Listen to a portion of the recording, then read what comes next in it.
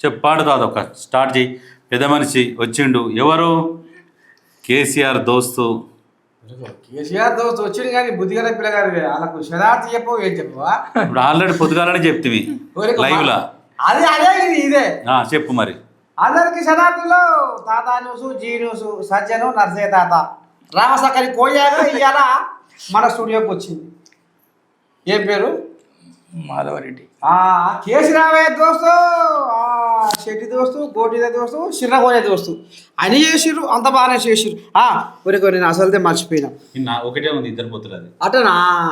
ఏం కత్తి అదే చదువుకుంటుంది అంతేనా తాత? కాదు కానీ ఇప్పుడు ఎట సంగతి, ఏం సంగతి? మరి ఆనాడు కేసీరావు కథ ఏదో ఉండి నారచంద్రకు అంత నేను అడుగుతా తాత ఇదొకటి అడుగుతా. అయితే ఏం లేదే అసలు.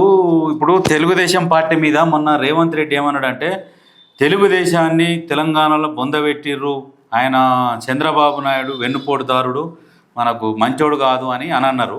నిజంగా వాస్తవానికి అప్పుడున్న తెలుగుదేశం పార్టీల ఎన్టీఆర్ని వెన్నుపోటు ఒడిచిండు అనేది వాస్తవమా? అప్పుడున్న పార్టీలో కేసీఆర్ ఉన్నాడు, చంద్రబాబు ఉన్నాడు, నాగం జనార్దన్ రెడ్డి ఉన్నాడు, తుమ్మలు ఉన్నాడు, అందరూ ఉన్నారు. కాకపోతే ఈయన మీ మిత్రుడు కాబట్టి, మీకు దగ్గర మిత్రుడు కాబట్టి మీకు సమాచారం ఉంటుంది. రాజకీయంగా మీరు అప్పట్లో ఉన్నారు కాబట్టి మీకు సమాచారం ఉంటుంది. అసలు ఈ విషయం ఏంది? అయితే చంద్రబాబు నాయుడు ముఖ్యమంత్రి అవటానికి కారణం ఈయనే, కేసీఆర్.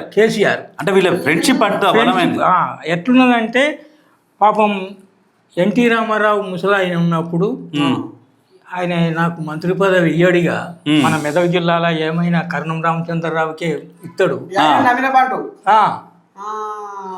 ఈ ముసలోడు ఆ ముసలోడికి ఇస్తాడు. ఇక మనం జన్మల రాదు అమ్మా. ఈ ముసలోడు పోతేనే మనకు. మరి అంటే అయితే ఈయనకు అది ఆ ముసలాయన కూడా మంచోడే కదా అని నేను అన్నా. మంచోడైతే మాత్రం మనకి ఇయ్యడు కదా ఇక అని ఆయన ఎట్లా నాశనం చేయాలనే ఆలోచనతో దుష్టబుద్ధి, నాశనమైన బుద్ధి పుట్టి చంద్రశేఖరరావు. ఈయనతో ఎట్లా సాధ్యమైంది? ఈయనతో ఎట్లా సాధ్యమైందా? ఈయన అప్పుడు ఎమ్మెల్యే కేసీఆర్ 227 మందిలో ఈయనకి ఎమ్మెల్యే. ఈయన ఒక ఎమ్మెల్యే.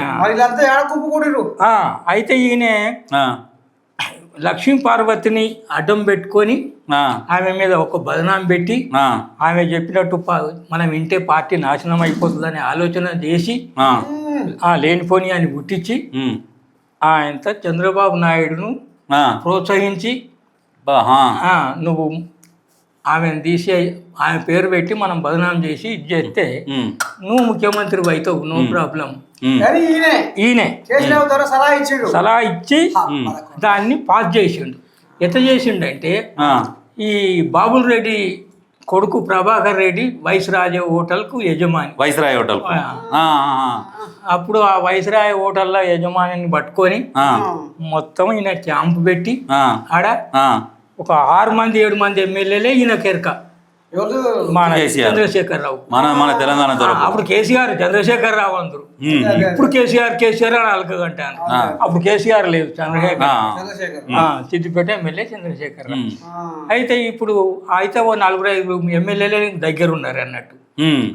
మన జైరాబాద్ బాగన్న, సదాశివరెడ్డి, సంగారెడ్డి, మన వాసుదేవరావు రామాయంపేట. అప్పుడు రామాయంపేట ఉండే. మళ్ళా పోతే సిద్దిపేట అది గజ్వేలి విజయరామారావు, మళ్ళీ నాగం జనార్దన్ రెడ్డి కూడా ఈయనకి ఎరికే, తుమ్మల ఆయన కూడా ఎరికే. ఇట్లా 4-5 ఎమ్మెల్యే పొతపాలు పోతే ఎవడైనా వీళ్ళతో సోపతి రెగ్యులర్ ఉండేది. అంటే మరి ఆర్థికంగా బలంగా ఉన్న వాళ్ళతో సోపతి చేస్తాడు. మొత్తం బలం ఉన్నోడు కావాలి, మళ్ళీ మోసం చేసడానికి ఈయన సపోర్ట్ చేసేటోడు కావాలి. ఈయన మోసం నిజమే. మోసం ఎట్లా చేస్తాడో ఆయనకి తెలుసుకుంటాడు. ఇప్పుడు హోటల్ ముచ్చాడు. అయితే హోటల్లో పెట్టాడు. పెట్టి ఆయన తన ముఖం పెట్టి ఆయనతో ఒక రూమ్ తీసుకొని 4-5 ఒక పరి ఇద్దరిని పిలిచిండు, ఒక పరి ఒక్కరిని పిలిచిండు. ఆయనతో వాళ్ళతో ముచ్చట పెట్టి అక్కడనే అకామిడేషన్ ఇక్కడనే ఉండు అని చెప్పి వాళ్ళ నుంచి 7 మందిని మోగు చేసిండు. అట్లా ఇట్లా 2 ఒక్కడే. చంద్రబాబు చంద్రబాబుకు వెంకసీరి చెప్పి వెనకసీరి చెప్పిండు. ఈయన ప్రయత్నం ఏదో చేస్తుండు. ఈయన ప్రయత్నం ఈయన కావాలి మంత్రి పదవి. మంత్రి పదవి వాడు ముఖ్యమంత్రి ముసలోని తీసేయాలి అని ఈయన పట్టు అవును, ముసలోని తీసేస్తే నాకు మంత్రి పదవి వస్తుంది. రామరావుని తీసేస్తే ఎన్టీఆర్ తీసేస్తే అని ఆలోచనతోని ఆయన చేసే 7 మందిని పెట్టుకొని గుంపు కట్టి ఏడుగురిని. 7 మందిని పెట్టిండు. మరి ఏం జరిగాయి? 70 మంది ఉన్నారని చెప్పి పేపర్ స్టేట్మెంట్ ఇచ్చిండు. బరకొండ నమ్మించిండు. అదే అందరూ అంటే ఊరు కదా అని భావన కలిగించిండు. బాగానే కల్పించాడు అందరికి. ఆయన 200-300 ఏం తెలివేసిండే తెలివంటే అన్ని 7 అనగానే 7 కింద 0 పెడతాడు. 0 పెట్టిండు.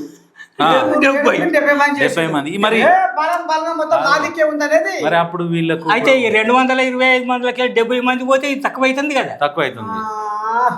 అట్లా ఆయన అప్పుడు ఈ కమ్యూనిస్ట్ వాళ్ళు కూడా 18 మంది ఉండి సిపిఐ వాళ్ళు దేశం చిన్న మళ్ళీ. అయితే ఆయన మేలే పిలిపించి ఆడికి వచ్చిండు. అరే మీరు 70-80 మంది మీరు అయినాక ఈ గవర్నమెంటే పోయినాక మేము కూడా మీకే సపోర్ట్ అని ఈయన అన్నాడు. దేశం మళ్ళీ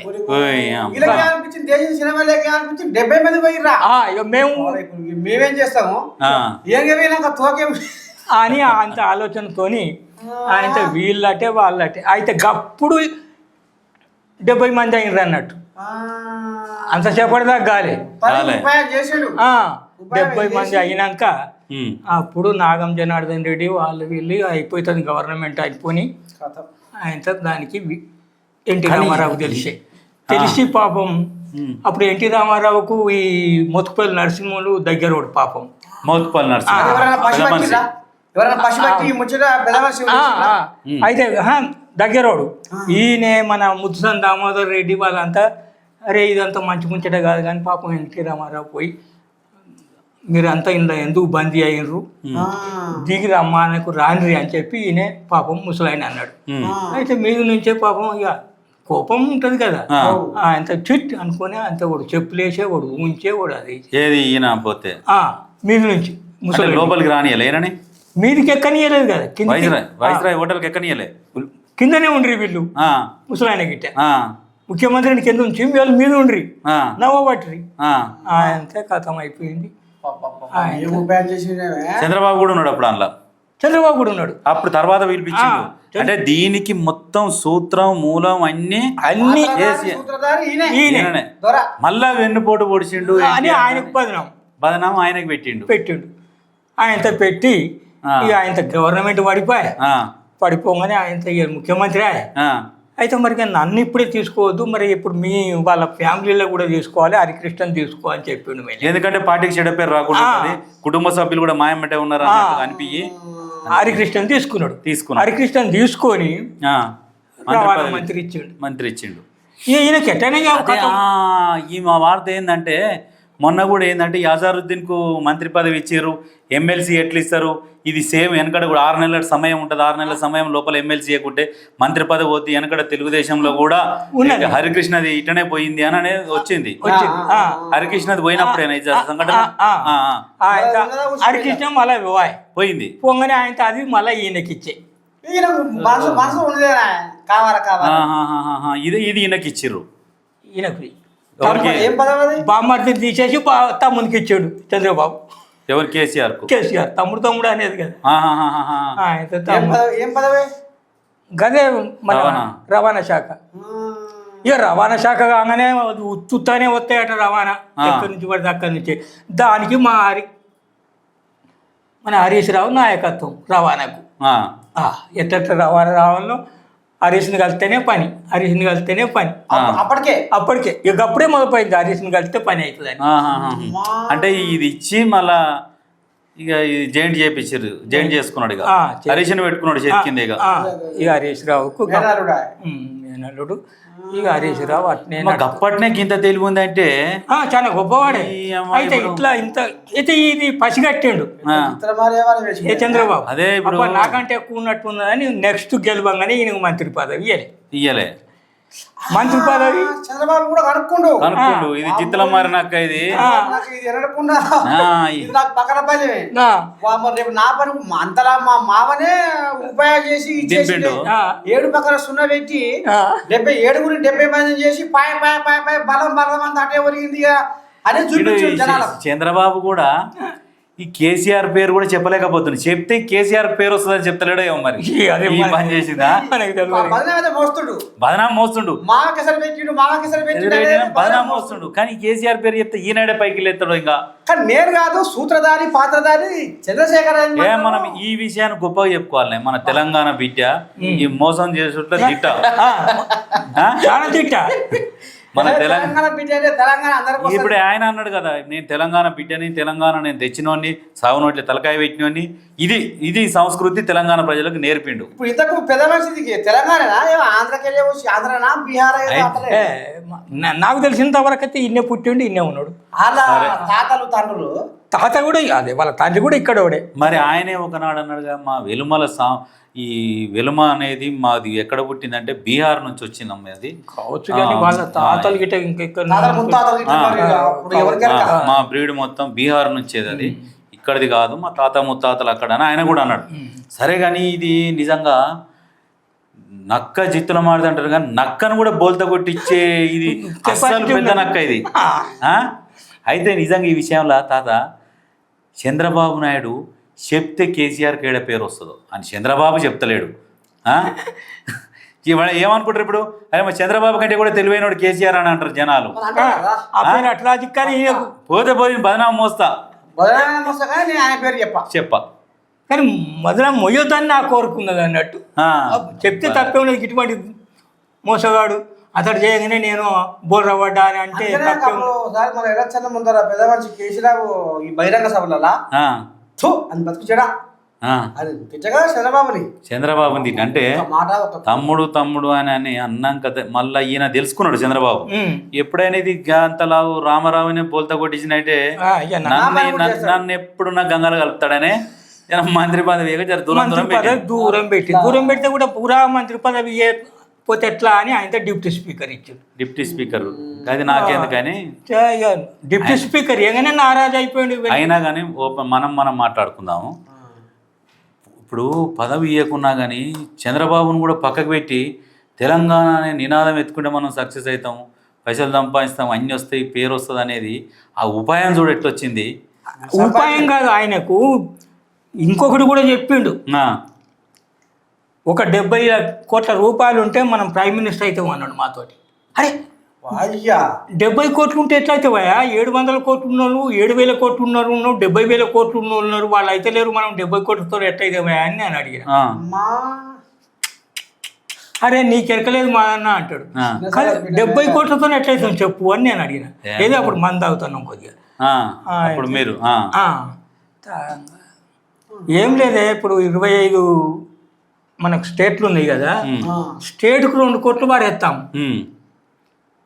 25 50 కోట్లు, ఇంకో 10 కోట్లు 20 కోట్లు మన దగ్గర ఉండాలి. ఎంత షట్టర్ ఓపెన్ చేస్తాం, అన్ని పార్టీలు మన అసంతృప్తులు ఉంటారు కదా, మన దగ్గరకు వస్తారు, పదవులు కావాలని వస్తారు, పైసలు ఇస్తారు మనకు. ఏడాది లోపల 70 కోట్లు 170 కోట్లు వస్తాయి మనకు, మళ్ళా మంచిగా ఉంటుంది అని కూడా చెప్పాడు. అంత ఆలోచన అన్నట్టు నాకు దేనికైనా.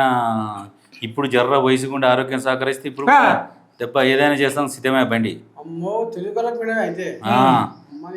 ఇప్పుడు ఆయన నిజంగా చెప్తాను కదా అంటే నమ్మినోని జడగొట్టుడు ఆయన ముఖ్య ఉద్దేశం. మనం అంగిలా విడిచిపెట్టి రావాలా, గంత హుషారు పోలే ఎత్తాడు. మనం ఇక సంతోషం ఉప్పొంగుతాం, ఉన్నది అమ్ముకుంటాం. 100 మంది ఇప్పుడు ఎంతో మంది నాయకులను మోసం చేసిండు, అందరిని నిలబొట్టిండు. అయితే విజయశాంతి ఉన్నది అన్నట్టు, ఆమెకు 9 మంది అక్కలున్నారు. నువ్వు ఇంకొక అక్క 10 అక్కలు అయిపోతారు నాకు అని ఆమెకు చెప్పి అక్క పైన ఏం చేసిండు విజయశాంతి కానీ ఆ బాధిత దాంట్లో బాధిత సంఘాలలో అందులో లిస్టు మీ పేరు ఏమన్నా ఉందా అందులో? మాదేమో చిన్న కాన్స్టిట్యున్సీ బాధితులం, వాళ్ళేమో స్టేట్ బాధితులు, తెలంగాణ స్టేట్ బాధితులు. అయితే మేము అప్పుడే ఈయనను నాశనం చేస్తే ఈ స్టేట్ ఈ మంది అంతా బాధితులు కాపాడిన వాళ్ళు 5 మంచిగా మేము తప్పు చేసినాం, వీళ్ళందరూ నాశనం చేయించినాం ఈయనను పెట్టి. కానీ ఇంతకు రాంగ పొంగ ఫైనల్గా ఇవాళ తెలిసిన విషయం ఏంటంటే చంద్రబాబుని ఎన్నుపోటు పొడిచింది మన చంద్రశేఖర్ రావు. చంద్రశేఖర్ రావే మన చిత్తులమారి నక్కే ఉమ్. ఏసుడు వేసి. కానీ చంద్రబాబు కూడా చూడు బదనాం అయితే మోస్తా కానీ పేరు అవతలోనికి రానియొద్దనే చంద్రబాబు. అదే అదే. ఆ? ఎన్టీఆర్ని గద్దె దింపాలి, ఆయనని కుర్చీ కూడా పీక్కోవాలి, గుంజుకోవాలి, రేపో మాపో నేను మంచి పని ఇక ఈ లెక్కన చూస్తే ఆంధ్రోళ్ళ కంటే మనోడే తెలివి కల్లోడు. ఆ, ఇట్లా అయితే ఒప్పుకోవచ్చు. మోసం చేసుకుంటున్నాయినా దేంటునైనా తెలివి బాగుంటది, ఆంధ్రోళ్ళకే తెలివి బాగుంటది అంటారా. ఇగో ఇప్పుడు ఆయనే చెప్పిండు పొట్టొన్నెత్తి పొడుగోడు కొడతాడు, పొడుగోన్నెత్తి పోచమ్మ కొడుతుంది అన్నట్టుగా కొట్టిండు, అయిపోయింది. అరే ఆ ఫోన్ తీసుకోపో. సరే మొత్తానికైతే ఇవాళ అసలు ముచ్చట రెండు తెలుగు రాష్ట్రాలకే కాదు ప్రపంచవ్యాప్తంగా తెలిసిపోయింది ఇక. తెలిసిపోయింది. ఆనాడు ఎన్టీ రాముకు నారా చంద్రబాబు నాయుడు అసలు పెట్టిండు అన్న ముచ్చట ఆయన కడుపులో దాచుకుంటే ఇవాళ దానికి అసలైన సూత్రధారి పాత్రధారి ఈయనే కేసీఆర్ అనేది ఇవాళ జనాలకు ఎరకయింది. అంటే చూడు పాపం పాట పడితే ఏదో ఒక రోజు బయటపడుతుంది అనేది ఇదే కావచ్చు శశ. అంతే. కానీ ఇప్పుడు ఫైనల్గా జనాలు ఒక ఏదైతే పరిష్కారమా దాన్ని ఏమంటారే, ఈ మోసం చేసింది ఇప్పుడు వెన్నుపోటు పొడిచింది అసలు నిజం ఇప్పుడు బయటకు వచ్చింది. ఒక అబద్ధం ఇన్ని రోజుల నుంచి ప్రచారం జరుగుతున్నది. ఇప్పుడు దాని అసలు నిజం అనేది పెద్ద మనిషి మనకు బయట పెట్టిండు. కేసీఆర్ తోని చిన్నప్పటి దోస్తు, కేసీఆర్ తోటి కలిసి ప్రయాణం చేసిండు, రాజకీయాలలో పాల్గొన్నాడు. ఆయన రాజకీయంగా ఎదుగుతందుకు కూడా కారణమైండు, మళ్ళా దిగుతందుకు కూడా కారణమైండు. ఒక కంసానం తిని ఒక మనసానం అండి ఆఖరికి వస్తున్న కల్లా కలిసి మందు కూడా తాగిరు అదేనా. కానీ ఇలా ఆయనే ఇవాళ ఆయన కథ మతనం అంతా ఇలా పూస కూర్చున్నట్టుగా తోసు పోకుండా ఇడమనిషి ఇప్పి చెప్పినందుకు మా స్టూడియోకి వచ్చినందుకు మాధవరెడ్డికి, కేసీరావు దోస్తుకు ప్రత్యేక ధన్యవాదాలు. మంచిది. మీ అందరికీ నేను యథార్థం చెప్పినా ఏమాత్రం అబద్ధాలు లేవు. ఒకవేళ ఇందులో అబద్ధాలు ఉన్నట్టయితే కేసీఆర్ దగ్గరికి నేను తీసుకపోతే నువ్వు చేసినవా చేయాలని అడుగుతా. ఇది నువ్వు చెప్పినవా లేదా ఇక గింతే. సంతోషమే. మా ఛానల్కి వచ్చినావు, పెద్ద మనిషివి, మాకు జర దీవెనలాగా మాకు కొన్ని నిజాలు చెప్పినావు కాబట్టి మాకు చాలా సంతోషము.